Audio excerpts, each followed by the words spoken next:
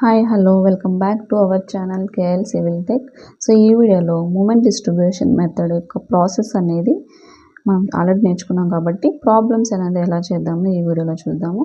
So ఎవరికైనా process అనేది doubt ఉంటే ప్రీవియస్ వీడియోలో నేను ప్రాసెస్ ఎక్స్ప్లెయిన్ చేశాను, ఒకసారి ఆ వీడియో చూసి ప్రాబ్లం అనేది కంటిన్యూ చేయండి. సో ఫస్ట్ గివెన్ ప్రాబ్లం అనేది మనం స్టడీ చేద్దాం. So analyse the beam by using moment distribution method and draw shear force and bending moment diagram. So first the given beam is a two span of the beams, that is at A is a fixed, at B is a hinged, that is simply supported, at C is a fixed. So what is our first step? First step, assume B is a fixed support. ఇచ్చిన intermediate జాయింట్స్కి fixed support అనేది assume చేసుకుంటాం. Next step 2, fixed end moments calculation చేసుకుంటాం. So individual span AB span consider చేసుకున్నాం. AB స్పాన్కి at సెంటర్లో 50 kilo newtons load అనేది act అయింది. సో 50 కిలో న్యూటన్స్ యాక్ట్ అయింది కాబట్టి so fixed end moment formula first మనం ఎంఏబికి చేస్తాము, ఎంబీఏకి చేస్తాం. MAB formula is a minus WAB square by L square. ఏకి చేసినప్పుడు బీకి స్క్వేర్ వస్తుంది, minus AB square by L square.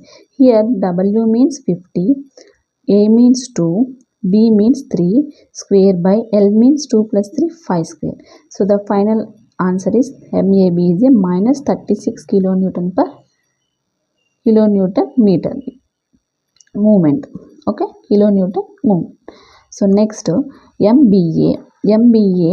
So ఏబీకి చేసినప్పుడు మైనస్, బిఏకి చేసినప్పుడు ప్లస్ వస్తుంది మనకి.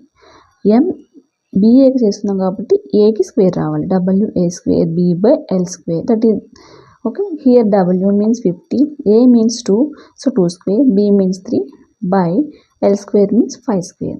So final answer is 24 kilonewton meter. Okay, that is the MBA. Okay, for span BC మీద మనకి యాక్ట్ అయ్యే లోడ్ వచ్చేసరికి UDL load. So formula for MBC minus WL square by 12. So minus W means 24, L means 5 square by 12, length 12. So final answer of MBC equal to minus 50 kilonewton per meter. Kilonewton meter, movement వచ్చేసరికి kilonewton meter, not per meter. Okay, so MBC completed. MCB, so MCB plus WL square by 12, same, W means 24, L means 5 square by 12.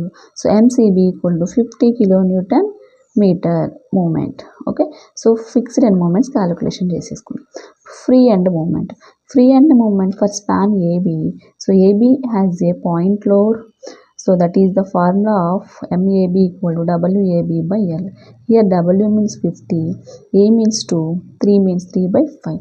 The final of free end moment is 60 kilonewton per meter. Span BC. So BC span has a UDL load. So formula for MBC or for simply supported beam is a WL square by 8. Here W means 24, L means 5 square by 8. So final MBC is a 75 kilonewton per meter. Okay. Next step 3, distribution factor. So మనకి క్లియర్గా observe చేస్తే ఇచ్చిన given ఫిగర్లో B అనేది intermediate joint. Yes or no? B is a joint. So what are the member of BA and BC? So BA, so ఇచ్చిన ఫిగర్లో మనం క్లియర్గా అబ్జర్వ్ చేసుకుంటే B is a intermediate joint, BA BC are the members. For B the far end is A and C is the far end of B. So one K value, A is a far end, that is a fixed support. What is the formula of K? I by L. And B is a intermediate joint, BC is a member of intermediate joint. So B, what is the far end of B? C is another far end of B. This is also fixed support. So K is value of I by L. Both K values are I by L because both are the fixed support. Distribution ఫ్యాక్టర్లో K formulas మీకు idea లేకపోతే ప్రాసెస్లో మనం క్లారిటీగా చెప్పుకున్నాము, ఒకసారి ఆ video అయితే క్లారిటీగా చూసేయండి. సో అలానే బిఏకి A is A far end. So A అనేది ఫిక్స్డ్ సపోర్ట్ కాబట్టి 4EI by L అని యూజ్ చేసుకోవచ్చు, I by L అయినా యూజ్ చేసుకోవచ్చు. బీసీ అనేది ఫిక్స్డ్ కాబట్టి ఇక్కడ కూడా I by L అయినా యూజ్ చేసుకోవచ్చు, 4EI by L అయినా యూజ్ చేసుకోవచ్చు. ఓకే, ఇది నెక్స్ట్ ఇది ఓన్లీ సింగిల్ మెంబర్ కాబట్టి నేను ఇలా చెప్తున్నాను మీకు. ఒక డబుల్ మెంబర్స్ ఉంటే మనం బాక్స్ ఫార్మేట్లో వేసి చేసుకోవచ్చు. So BA, so KBA by, so మనం సమ్మేషన్ చేసుకుంటాము డిస్ట్రిబ్యూషన్ ఫ్యాక్టర్లో. మనకి ఇక్కడ 1 జాయింటే కాబట్టి distribution factor for BA KBA by summation of K. Summation of K అంటే KBA 4ei/L plus 4ei/L 8ei/L summation. Okay, so 4ei/L by 8ei/L final value is 0.5. So next BC కూడా సిమిలర్గా అదే ప్రాసెస్ అయితే కంటిన్యూ చేసుకుంటాం. So ఫైనల్గా బీసీకి కూడా మనకు వచ్చిన ఆన్సర్ 0.5. సో అబ్జర్వ్ చేసుకుంటే మనం ఫైనల్ నోట్ అనేది 1 రావాలని చెప్పుకున్నాం ప్రీవియస్ వీడియోలో. So 0.5 is a 1. So satisfy అయింది కదా. ఇదే ప్రాసెస్ టేబులర్ ఫార్మాట్లో చెప్తాను, సింపుల్గా ఉంటుంది. So serial number, so serial number 1 ఎందుకంటే మనకు ఉన్నది ఒకటే ఇంటర్మీడియట్ జాయింట్. మెంబర్స్ ఫర్ ఈ joint is a BA and BC. So distribution factor that is K stiffness. So BA is a fixed. What is formula? 4ei/L or I/L. Here also 4ei/L or I/L ఏదైనా use చేసుకోవచ్చు. Sigma k means ఈ రెండింటిని మనం ఇక్కడ press చేసుకుంటాం. Distribution factor means K by summation of K. K means 4ei/L. Summation of K means 8ei/L. 4ei/L by 8ei/L. Answer 1/2. 4ei/L by 8ei/L. So 1/2. 8ei/L reverse అయితే L/80 కదా అయ్యేది మనకి. Answer also 1/2. 1/2 answer is 0.5 plus 0.5. So both values మనం combine చేసుకుంటే మనకి 1 అనేది final. So satisfy అయింది కాబట్టి మనం నెక్స్ట్ స్టెప్కి అయితే వెళ్ళొచ్చు. నెక్స్ట్ స్టెప్ అనేది చాలా కొంచెం మనం కన్ఫ్యూజ్ అయిపోతాము. చాలా మెయిన్ స్టెప్, అర్థమైతే చాలా ఈజీగా ఉంటుంది. So joint moment distribution table ఇది. జాయింట్ మెంబర్స్ మనకి ఏమేమి జాయింట్స్ ఉన్నాయి, మనకి ఫైనల్గా మొత్తం ఉన్న ఫిగర్లో A B C are the joint members. ఏకి మెంబర్స్ ఏమున్నాయి, ఏబి ఒక్కటే మెంబరు. బికి మెంబర్స్ ఏంటి, బిఏ అండ్ బీసీ మెంబర్స్. సికి మెంబర్స్ ఏమున్నాయి, సిబి మెంబర్. ఓకే, ఇవి మనం ఫిగర్ని బేస్ చేసుకుని మనం మెన్షన్ చేసుకుంటాం. డిస్ట్రిబ్యూషన్ ఫ్యాక్టర్లో ఏబి వాల్యూ ఏమైనా ఉందా, ఏమీ లేదు. సో 0 మెన్షన్ చేసుకుంటాం. BA distribution factor value is 0.5. BC distribution factor value is 0.5. CB distribution factor value is 0. క్లియర్గా మనం అబ్జర్వ్ చేసుకుంటే డిస్ట్రిబ్యూషన్ ఫ్యాక్టర్ వాల్యూస్ అనేవి ఓన్లీ ఇంటర్మీడియట్ జాయింట్కే ఉంటాయి, రిమైన్ వాటికి ఉంటుంది. ఓకేనా, that is the one of the key point. Next fixed end moments చూస్తే అన్ని ఏబికి -36, బిఏ 24, బీసీ -50, సి 50. సో మనం ఫస్ట్ స్టెప్లో క్యాలిక్యులేషన్ చేసుకున్న ఫిక్స్డ్ ఎండ్ మూమెంట్స్. ఇక్కడ మనం చూసుకున్నట్లయితే సో ఇప్పుడు ఫిక్స్డ్ ఎండ్ మూమెంట్స్ని మనము యాడ్ చేసుకోవాలి. So 24 - 50 what is final answer, -26. ఇప్పుడు ఇక్కడ ఉన్న -26ని డిస్ట్రిబ్యూషన్ ఫ్యాక్టర్తో మనం మల్టిప్లికేషన్ చేసుకోవాలి. సో -26 × 0.5 ఆన్సర్ ఈస్ -13 వస్తుంది. ఆన్సర్ ఎంత, మనకి first fixed end moments enter చేసిన తర్వాత బ్యాలెన్సింగ్ అనేది ఒక లైన్ పెట్టుకుంటాం. ఫిక్స్డ్ ఎండ్ మూమెంట్స్ ఎంటర్ చేశాక బ్యాలెన్సింగ్ క్యాలిక్యులేషన్ చేసుకుంటాం. ఈ బ్యాలెన్సింగ్ క్యాలిక్యులేషన్ చేసే ముందు ఏం చేయాలంటే ఇంటర్మీడియట్ జాయింట్స్ దగ్గర ఉన్న ఫిక్స్డ్ ఎండ్ మూమెంట్స్ని మనం యాడ్ చేసుకుంటాం. 24 - 50 ఫైనల్ వి గెట్ ద -26.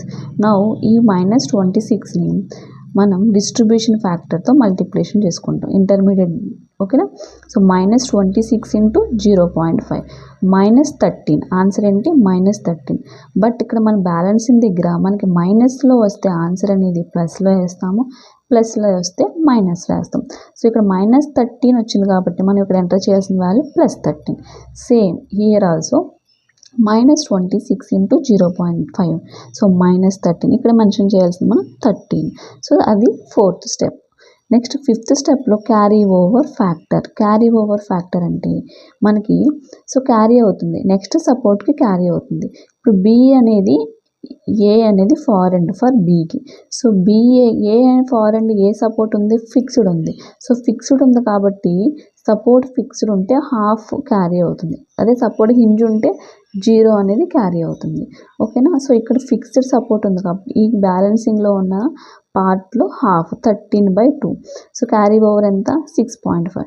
ఇక్కడ ఏమీ లేదు కాబట్టి ఇక్కడికి ఏమీ క్యారీ అవ్వదు. నెక్స్ట్ ఇక్కడ వాల్యూ ఉంది. సో ఇది కూడా సి అనేది fixed support, so half carry అవుతుంది.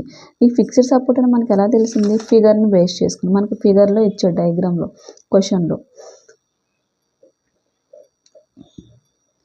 ఏ బిసి ఇక్కడ నుంచి మూమెంట్ 13 అనేది ఇక్కడికి క్యారీ అవుతుంది. ఎంత 13/2 బై ఎందుకని ఇది ఫిక్స్డ్ సపోర్ట్ కాబట్టి ఇది ఎంత 13/2 ఇది ఫిక్స్డ్ సపోర్ట్ కానీ అదే హింజ్ ఉంటే 0 అయిపోతుంది. ఎందుకని హింజ్కి మూమెంట్ రెసిస్టెన్స్ పవర్ ఉండదు కాబట్టి.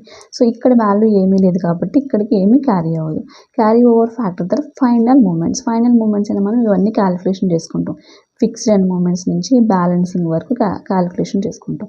సో క్యాలిక్యులేషన్ చేసుకుంటాం -36 + 6.5 మనకు వచ్చిన answer -29.5. Next distribution factor add చేయము, only fixed end moments. Next 24 + 13 37. Next -50 13 + 13 -37 50 + 6.5 56.5. ఈ మొత్తం ఈ లాస్ట్లో కీ పాయింట్ నోట్ చేసుకుని ఏమని 5-6 స్టెప్స్ అనేవి రిపీట్ చేయాలని. అంటే ఈ స్టెప్స్ 5-6 స్టెప్స్ అంటే ఈ 2 స్టెప్స్ అనేవి రిపీట్ చేసుకున్నాం. 4, 5, 5, 6 అనేవి. ఎందుకని ఎప్పటి వరకు రిపీట్ చేస్తాం? ఈ ఫైనల్ మూమెంట్స్లో ఇంటర్మీడియట్ జాయింట్ ఎక్కడైతే ఉందో ఆ ఇంటర్మీడియట్ జాయింట్ 2 వాల్యూస్ అనేవి సేమ్ రావాలి. పాజిటివ్ నెగిటివ్ రావచ్చు కాదనట్లేదు, బట్ వాల్యూస్ 37 -37 -20 20 -50 50 50 -50 అలా 2 వాల్యూస్ అనేవి సేమ్ వచ్చే వరకు ఈ స్టెప్ని మనం రిపీట్ చేసుకుంటూ వెళ్తాం. సో ఇక్కడ మనం అబ్జర్వ్ చేసుకుంటే ఫస్ట్ స్టెప్లోనే సేమ్ వచ్చేసింది. సో ఇక్కడితో మనం స్టాప్ చేసేవచ్చు ప్రాబ్లమ్ని. Okay, so final moments calculation చేసేసుకున్నాం. సో ఫైనల్ మూమెంట్స్ ఏమొచ్చినాయి? MAB -29 point, MBA 37, MBC -37, MCB 56.5. ఇప్పుడు షియర్ ఫోర్స్ అనేది క్యాలిక్యులేషన్ చేసుకుందాం. షియర్ ఫోర్స్ అనేది క్యాలిక్యులేషన్ ఎలా చేసుకుంటామంటే ఇచ్చిన స్పాన్ని ఏబీగా మనం తీసుకుందాం.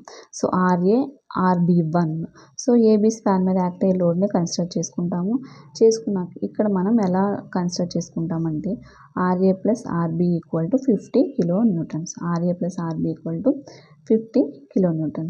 సో కిలోన్యూటన్స్ క్యాలిక్యులేషన్ చేసుకున్నాక MB = 0గా మనం కన్సిడర్ చేసుకుంటాం. MB = 0. సో RA × 5 అంటే ఇక్కడ మూమెంట్ వరకు -50 × 3 -29.5 మూమెంట్స్ చేసుకున్నాం కదా, +37 = 0. సో అప్పుడు మనం సింపుల్గా చేసుకుంటే RA వాల్యూ అనేది 28.5. సేమ్ ఇప్పుడు ఈ RA వాల్యూని మనం ఈక్వేషన్లో అప్లోడ్ చేస్తే RB1 వస్తుంది. సో RB1 వచ్చిన తర్వాత సేమ్ నెక్స్ట్ స్పాన్ని మనం కన్సిడర్ చేసుకుంటాం. నెక్స్ట్ స్పాన్ కన్సిడర్ చేసుకుని RB2 + RC చేసుకుంటాం. సో సేమ్ మూమెంట్స్ అనే క్యాలిక్యులేషన్ చేసుకుంటాము. సో క్యాలిక్యులేషన్ చేసుకున్నాక ఇక్కడ RB2 వాల్యూ అనేది వస్తుంది. సో ఇక్కడ ప్రీవియస్లీ మన RB1 వచ్చింది. సో ఇక్కడ RB2. సో RB2ని RB1 ప్లస్ చేసుకుంటే మనకు ఫైనల్గా RB వస్తుంది. సో RC వాల్యూ వచ్చింది. నా షియర్ ఫోర్స్ అనేది క్యాలిక్యులేషన్ చేసుకుంటాం. So shear force at C దగ్గర 0 ఉంటుంది ఇనిషియల్లీ. సో తర్వాత సి దగ్గర RC వాల్యూ ఎంత 63.9. Next UDL. So at B దగ్గర 63.9 -24 × 5 +77.6 అంటే RB వాల్యూ ఎంతో అది యాడ్ చేసుకుంటాం. సో B వచ్చింది. నెక్స్ట్ ఎట్ A దగ్గర previous value -50 +RA value 28.5. So final answer 0. So shear force diagram అనేది మనం ఇలాగా డ్రా చేసుకుంటాం. So shear force diagram complete అయినాక మనం final moments, free end moments use చేసుకుని బెండింగ్ మూమెంట్ డయాగ్రామ్ అనేది డ్రా చేసుకుంటాము. సో ఫైనల్ మూమెంట్స్ అనేవి మనకి ఇలా ఉన్నాయి. ఫ్రీ ఎండ్ మూమెంట్స్ ఇవి. సో ఫ్రీ ఎండ్ మూమెంట్స్ ఇక్కడ యాక్ట్ అయ్యేది పాయింట్ లోడ్ కాబట్టి ట్రయాంగిల్ షేప్లో వచ్చింది 60 kN. ఇక్కడ మనకి యూడిఎల్ యాక్ట్ అవుతుంది కాబట్టి పారాబోలిక్ షేప్ 75 kN/m వచ్చింది. ఫైనల్ మూమెంట్స్లో 29.5, నెక్స్ట్ 56, మిడిల్ 37. సో ఇలా డ్రా చేసుకున్నాక బోత్ డయాగ్రామ్స్ని కంబైన్ చేసుకున్నాక ఈ అబోవ్ లైన్ పై పాజిటివ్, బిలో లైన్ నెగిటివ్గా మనం మెన్షన్ చేసుకుంటాం. Okay, this is the problem for moment distribution method. ఈ ప్రాసెస్లో మీకు ఏమైనా డౌట్స్ ఉంటే కామెంట్ సెక్షన్లో కామెంట్ చేయండి. నేను అది ఒక వీడియో తీసి అప్లోడ్ చేస్తాను.